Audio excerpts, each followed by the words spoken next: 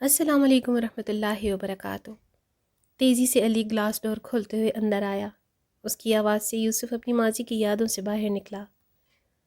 وہ چائے کا کپ جس کا اس نے ایک ہی سپ لیا تھا برف کی طرح جم سی گئی تھی۔ علی جو پتہ نہیں کیا کچھ کہے جا رہا تھا، اسے کچھ سمجھ نہیں آ رہا تھا۔ یوسف تو میری بات سن بھی رہا ہے؟ ہاں سن رہا ہوں، چائے کا کپ نیچے ٹیبل پر رکھتے ہوئے اس نے کہا۔ اچھا اب تم آ رہے ہو میرے ساتھ گاؤں؟ گیلا کوٹ اتارتے ہوئے علی نے کہا۔ گاؤں؟ ایک ٹھنڈی آہ کے ساتھ یوسف منہ میں بڑبڑایا۔ بتا دیجیے گا مہربانی فرما کر، اگر نہیں جانا تو گل آنٹی کو التجائی انداز میں کہا۔ اچھا بتا دوں گا، بیزاری سے کہتا ہوا لیپ ٹاپ پر کچھ ٹائپ کرنے لگا۔ ابھی فون کر دے، اگر انہیں پتہ چلا تو مجھ پر غصہ کریں گی۔ یوسف چپ کر کے ٹائپنگ میں مصروف ہو گیا۔ وہ اپنی امی کو فون بھی کم ہی کرتا تھا، امی اسے گھر آنے کو کہتی، مگر وہ اس ذہنی اذیت کے ساتھ واپس نہیں جانا چاہتا تھا۔ سب کچھ بدل گیا تھا، مگر وہ آج بھی اس رات میں کھڑا تھا جب سب ختم ہوا۔ وہ اب زیادہ نہیں بولتا تھا، کام کرنے لگتا تو پوری رات اسی میں گزار دیتا، مگر اس کی یادیں کبھی اس کا پیچھا نہ چھوڑتی۔ ایک ہی خواب اسے کتنے سالوں سے آتا تھا، تکلیف تھی کہ کم نہ ہوتی، پچھتاوا تھا جو پیچھا نہ چھوڑتا۔ کسی کو بتاتا بھی تو کیا بتاتا؟ بہت سے ڈاکٹرز کے پاس گیا، پچھلے کچھ سالوں سے بہت سی دوائیاں بدل بدل کر لیں، مگر نہ دوائیاں اثر کرتی اور نہ ہی اسے سکون ملتا۔ اسلام آباد وہ پچھلے کچھ سالوں سے تھا، ایکسپرٹ بن چکا تھا، وہ فری لانسنگ کا لاکھوں کما چکا تھا اب تک۔ شاید کی بات ہے کہ کوئی کلائنٹ اس کے ہاتھ سے گیا ہو، مگر جب دل نہ ہو اس کا تو لاکھوں کا پروجیکٹ بھی ٹھکرا دیتا۔ علی بھی اپنے کام میں کافی ماہر تھا، مگر جب کام کرے تب گاؤں کے نام سے ہی اس کی ریڑھ کی ہڈی میں عجیب سی سرسراہٹ ہوتی۔ ہر چیز سے خوف آنے لگتا، چند آوازیں اس کا پیچھا کرنے لگتیں۔ ماضی تھا جو آنکھوں کے سامنے آ جاتا۔ وہ پچھلے چند سالوں میں گاؤں گنتی کا 3 سے 4 بار گیا اور ایک دن سے زیادہ نہ رک سکا۔ اس کی امی اس وجہ سے خفا ناراض رہتی، مگر وہ اپنی موجودہ حالت سے انہیں پریشان نہیں کرنا چاہتا تھا۔ یہ علی کے گاؤں کا دوسرا چکر تھا جو وہ یوسف کے بغیر جا رہا تھا۔ بلو ورلڈ سٹی میں انہوں نے ایک فلیٹ رینٹ پر لیا ہوا تھا، بہت امیرانہ اور ہر آسائش سے مالا مال تھا، مگر وہ فلیٹ صرف سونے کے لیے ہی استعمال ہوتا تھا۔ یوسف سارا دن اپنے چھوٹے سے آفس میں ہوتا، کبھی تو راتیں بھی ادھر ہی گزار دیتا۔ وہ اپنی زندگی بس کاٹ رہا تھا، جینا تو جیسے بھول گیا تھا۔ اس فلیٹ میں کیا نہیں تھا، مگر اس کا دل وہاں رہنے کو نہ کرتا تھا۔ وہ کسی سے بھی کام کی بات کے اور کوئی بات نہ کرتا۔ علی کے کہنے پر یہ فلیٹ اس نے رینٹ پر لیا تھا، مگر وہاں کی زندگی سے بھی متاثر نہ ہوا اور نہ ہی ہونا چاہتا تھا۔ علی یہاں آ کر کافی بدل چکا تھا، اسٹائلش اور ماڈرن بن چکا تھا، مگر یوسف ویسے کا ویسا تھا۔ فرق یہ آیا تھا کہ ایک گولڈن رنگ کی باریک شیشوں والی اینک اس کے چہرے پر ہر وقت موجود ہوتی، جو بری نہ لگتی تھی۔ پہلے سے کافی دبلا ہو چکا تھا، آنکھوں کے نیچے سیاہ حلقے تھے جس سے صاف ظاہر ہوتا تھا کہ وہ راتوں کو نہیں سوتا۔ ایک فرق یہ بھی آیا تھا کہ وہ انسومنیا کے مرض میں مبتلا ہونے کے ساتھ سلیپنگ پلز کے اٹیک کا عادی ہو چکا تھا۔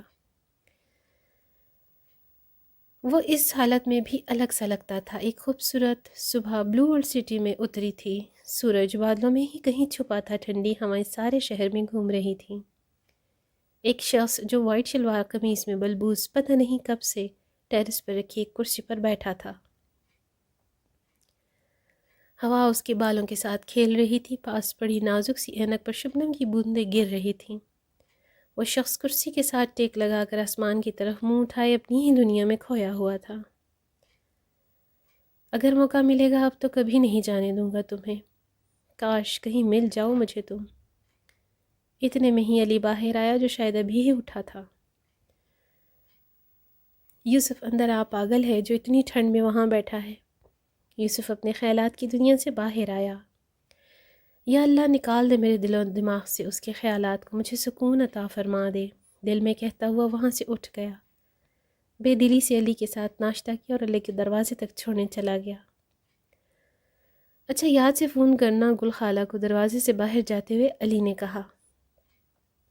اچھا کر لوں گا، اب تو جا، دیکھ لے تو نے پچھلی بار بھی نہیں کیا تھا۔ کر دوں گا، تو اب خیر سے جا اور جلدی سے واپس آ، دوائیں ٹائم پر لے لینا۔ لے لوں گا، چل اللہ حافظ۔ اور دروازہ علی کے منہ پر بند کر دیا۔ پاگل انسان ہے، علی مسکراتے ہوئے وہاں سے چلا گیا۔ وہ تھکا ہوا تھا اور ذہن پر بھی بوجھ تھا، تو فوراً ہی سونے کے لیے لیٹ گیا، مگر نیند کہیں آنکھوں کی دہلیز پر اٹکی ہوئی تھی۔ ایک طرف کروٹ بدلی، مگر وہ اب کروٹیں بدلتے ہوئے بھی تھک گیا، تو اس نے یہ کوششیں ہی ترک کر دیں اور سیدھا لیٹ کر چھت پر لگے پنکھے کو دیکھنے لگا۔ پنکھا بالکل خاموش کھڑا تھا۔ لیٹے لیٹے اسے گھبراہٹ ہونے لگی تو فوراً سے اٹھا اور اپنا لیپ ٹاپ آن کر لیا، مگر اس کا کام کرنے کو بھی دل نہیں کر رہا تھا۔ ایک عجیب سی بے چینی تھی، وہ اس کے ہر کام میں دخل اندازی کر رہی تھی۔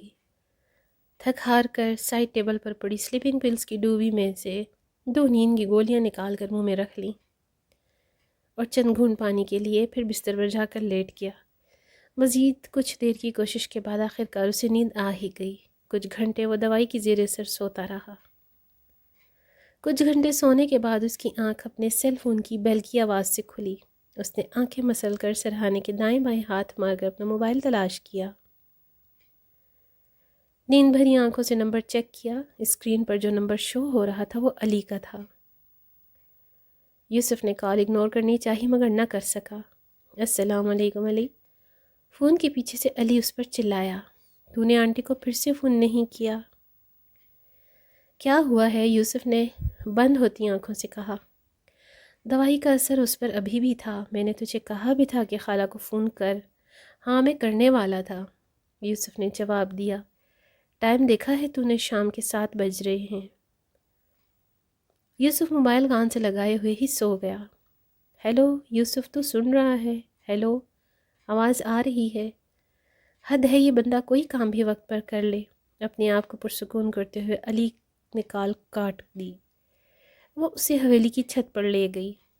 چھت پر سے سارا گاؤں نظر آ رہا تھا۔ گاؤں تاریکی میں ڈوبا ہوا تھا، سنسان گلیوں میں 1 سے 2 روشن بلب نظر آ رہے تھے۔